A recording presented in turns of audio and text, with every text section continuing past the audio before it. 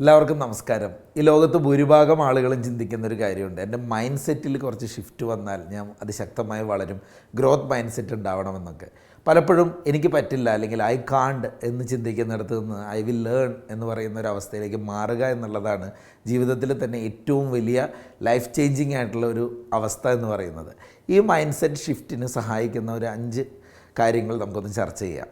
ഒന്നാമത്തെ കാര്യം എന്ന് പറഞ്ഞാൽ, പലപ്പോഴും നമ്മളൊക്കെ ജീവിതത്തിൽ ചിന്തിക്കുന്നൊരു കാര്യമുണ്ട്. ചില തടസ്സങ്ങളോ പ്രതിസന്ധികളൊക്കെ ഉണ്ടാകുമ്പോൾ why is this happening to me, എനിക്ക് എന്തുകൊണ്ട് ഇത് സംഭവിച്ചു എന്ന് ചിന്തിക്കുന്ന അവസ്ഥയുണ്ട്. അതിന് പകരം what is this teaching me, ഇതിൽ നിന്ന് എന്താണ് ഞാൻ പഠിക്കുന്നത്, എന്തോ എന്നെ പഠിപ്പിക്കുന്നു.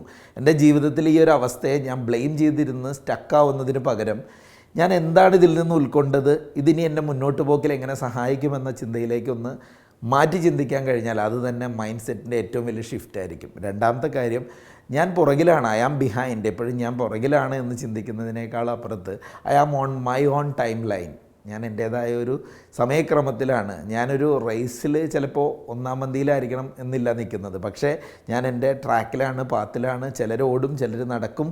ഞാനിപ്പോൾ നടന്നാണെങ്കിലും മുന്നോട്ട് നീങ്ങിക്കൊണ്ടിരിക്കുകയാണ്, സ്റ്റക്കല്ല എന്ന രീതിയിലേക്ക് ചിന്തിച്ചാൽ അതൊരു മൈൻഡ് സെറ്റ് ഷിഫ്റ്റാണ്.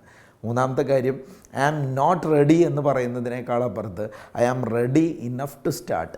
അറ്റ്ലീസ്റ്റ് ഞാൻ സ്റ്റാർട്ട് ചെയ്യാൻ റെഡി ആയിട്ടുണ്ട്, ഞാൻ തയ്യാറല്ല എന്നുള്ളതല്ല, ഞാൻ മുന്നോട്ട് പോകാൻ ഇപ്പോൾ തയ്യാറായിട്ടുണ്ടെന്നുള്ളൊരു ചിന്താഗതി. ആ ക്ലാരിറ്റി ആയിരിക്കും കൂടുതൽ ബെറ്റർ ആവുക. ക്ലാരിറ്റി കംസ് ത്രൂ ആക്ഷനാണ്, നോട്ട് വെയിറ്റിംഗ്. അതുകൊണ്ട് തന്നെ ആക്ഷൻ എടുക്കാൻ നമ്മളെ പ്രേരിപ്പിക്കുന്ന ഒരു തോട്ട് പ്രോസസ്സാണത്. നാലാമത്തെ കാര്യം, പലപ്പോഴും പരാജയമാണ് നമ്മളെ ഭീതിയെങ്കിൽ, അല്ലെങ്കിൽ ഞാൻ മുന്നേ പരാജയപ്പെട്ടിട്ടുണ്ട്, ഐ ഫെയിൽഡ് എന്ന് ചിന്തിക്കുന്നതിനപ്പുറത്ത് I found out what does not work.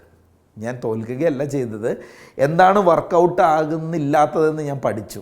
Failure എന്ന് പറയുന്നത് ഇറ്റ് ഈസ് ഫൈനലാണ്, ഇതൊരു ഡാറ്റയാണ്. പക്ഷേ നമ്മളിവിടെ ചർച്ച ചെയ്യുന്നത് ഒരു റീഡയറക്ഷനെ പറ്റിയിട്ടാണ്. ഞാൻ മുമ്പ് അങ്ങനെ ഒരു കാര്യം കണ്ടെത്തിയിട്ടുണ്ട്, ഇനി അതിലേക്ക് പോകാതെ മുന്നോട്ട് പോകാമല്ലോ എന്നുള്ള രീതിയിലൊരു റിഫ്ലക്ഷൻ നമ്മളുണ്ടാവും. And finally I am overwhelmed എന്ന് പറയുന്നൊരവസ്ഥ ഉണ്ടല്ലോ, ഒരു അതിശക്തമായിട്ട് തടസ്സം മുന്നിൽ കാണുന്നൊരവസ്ഥ. അതിന് പകരം I will just take the next step.